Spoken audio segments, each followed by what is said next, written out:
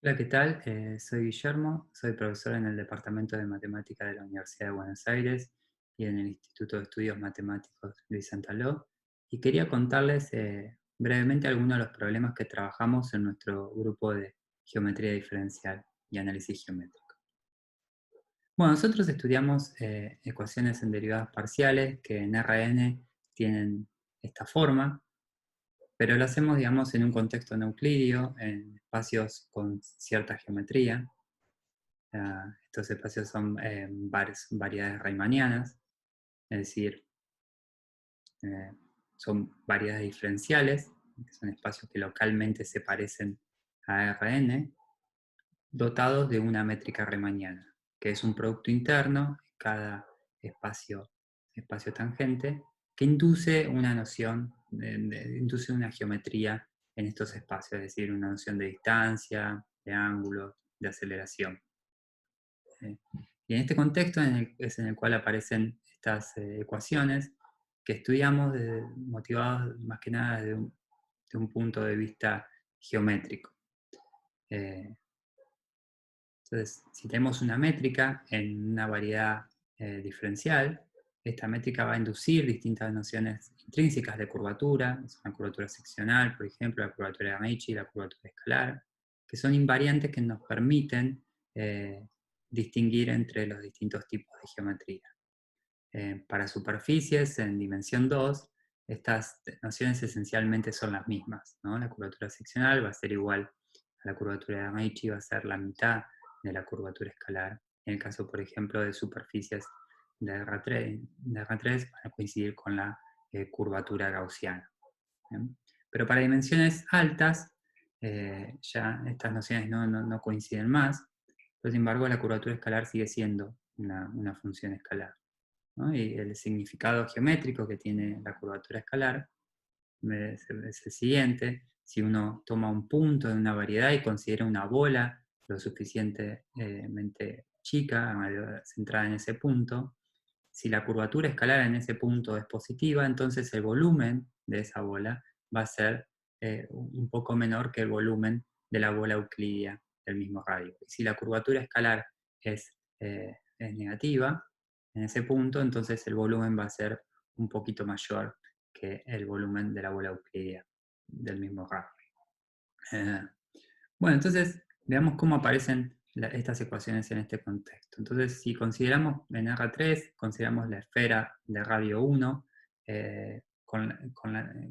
dotada con la geometría que hereda de R3, es decir, con la métrica estándar, la métrica que hace que tenga curvatura gaussiana constante 1. Y bueno, podemos empezar a deformar esa métrica, ¿no? Digamos, deformar en forma conforme, multiplicarla, digamos, por un factor. En este caso ahí lo pusimos como e a la 2u, donde u es una función diferenciable. Entonces vamos a obtener en la esfera, vamos a tener distintas geometrías que van a compartir la noción de ángulo, es decir, dos vectores tangentes van a tener el mismo ángulo en los distintos tipos de geometría.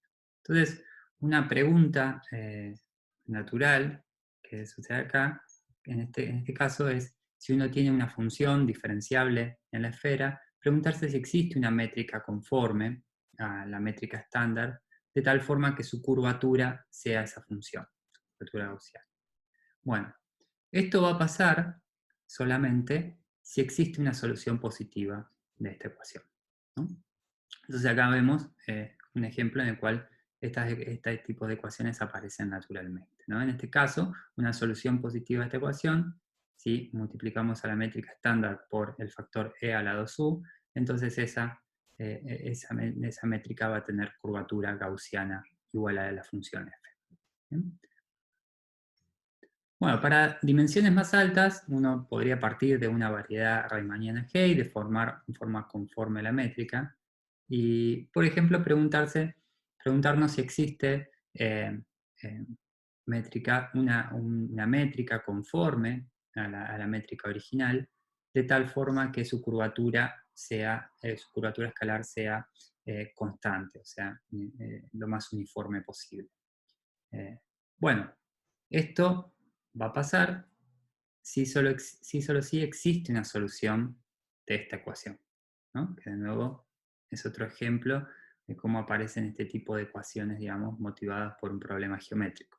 ¿Bien? En este caso, si existe una solución positiva a esta ecuación, entonces al multiplicar la métrica, nuestra métrica original g por ese factor, por u a esa potencia, entonces esa nueva métrica va a tener curvatura escalar constante c, ¿no?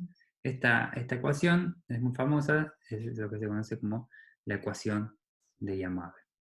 Bien, también entonces estudiamos problemas relacionados con estos, por ejemplo, cuántas métricas conforme a una métrica dada de curvatura escalar constante hay, ¿no? Eso tiene que ver con estudiar la multiplicidad de soluciones de la ecuación de Yamabe. También el problema de preguntarse si existe, dada una variedad diferencial, si existe una métrica de curvatura escalar positiva o de un signo dado, ¿no? Eso está relacionado con estudiar variantes de la estructura diferencial que es invariante de Yamabe.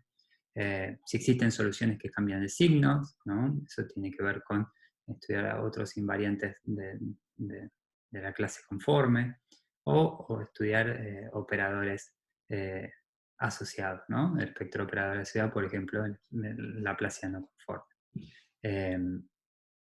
Bien, bueno, si por ahí están interesados, acá dejo mi información de mi página personal, el código de acceso, también el link de la página del Departamento de Matemática de la Universidad de Buenos Aires y del Instituto y del IMAS.